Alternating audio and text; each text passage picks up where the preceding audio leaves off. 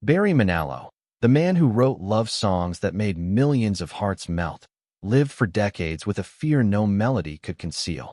A voice forever associated with love, stage lights, and romance was, in truth, built upon years of loneliness, concealment, and a deep longing to be himself.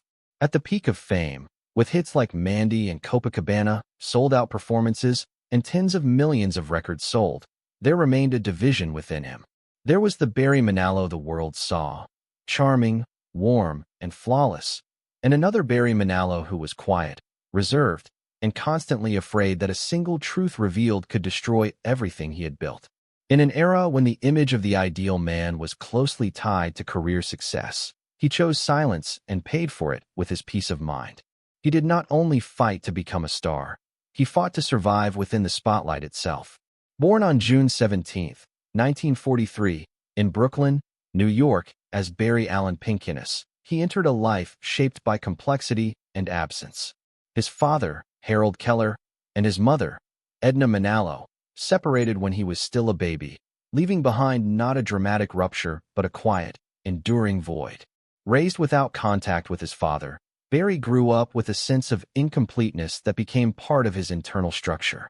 Even his name carried this theme of reinvention, as Manilow was adopted before his bar mitzvah, symbolizing an identity reshaped during his formative years. Growing up in Williamsburg, Brooklyn, a dense and fast-moving environment, he absorbed a discipline rooted in survival. Work hard, stay in rhythm, and do things right. He was not a boy destined for stardom, but one searching for stability. This early discipline carried into his education, where he graduated from Eastern District High School in 1961, attended the City College of New York, and later studied at the New York College of Music and Juilliard. His path was not built on vague dreams, but on structured training, long hours, and real labor.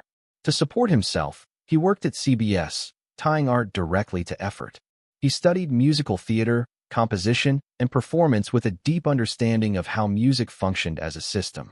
This combination of formal training and real-world struggle shaped him into a durable artist, one not driven by chaos, but by precision and control.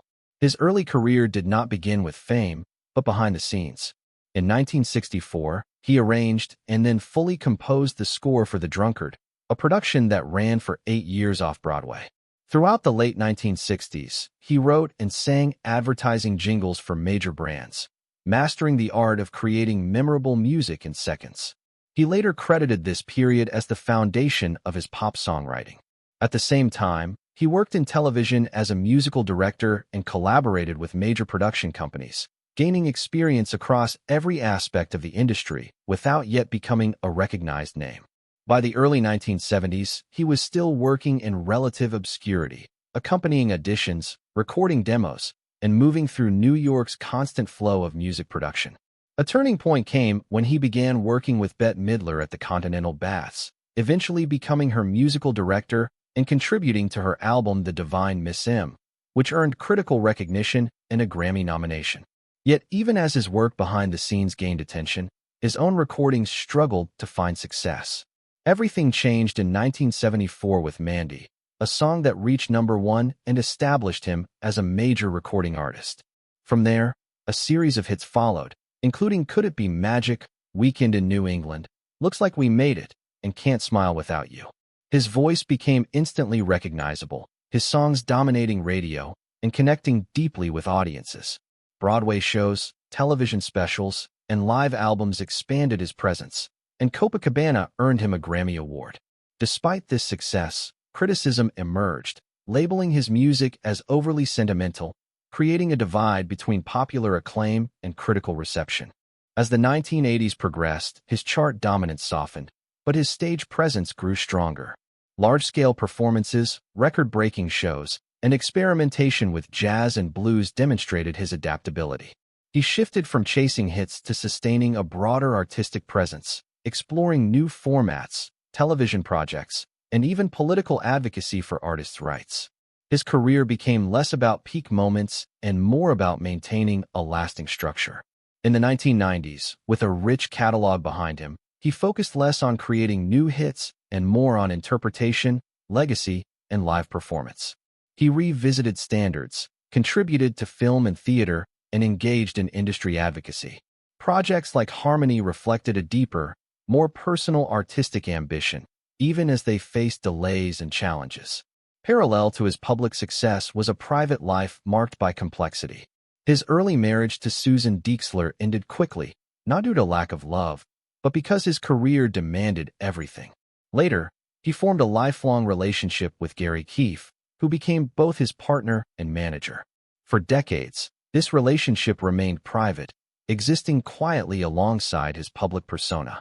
Only in 2014, after same-sex marriage was legalized in California, did they officially marry.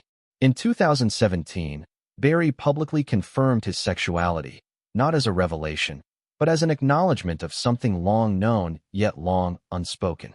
His silence had not been emptiness, but a sustained effort to protect the life he had built. In later years, his life settled into a quieter rhythm.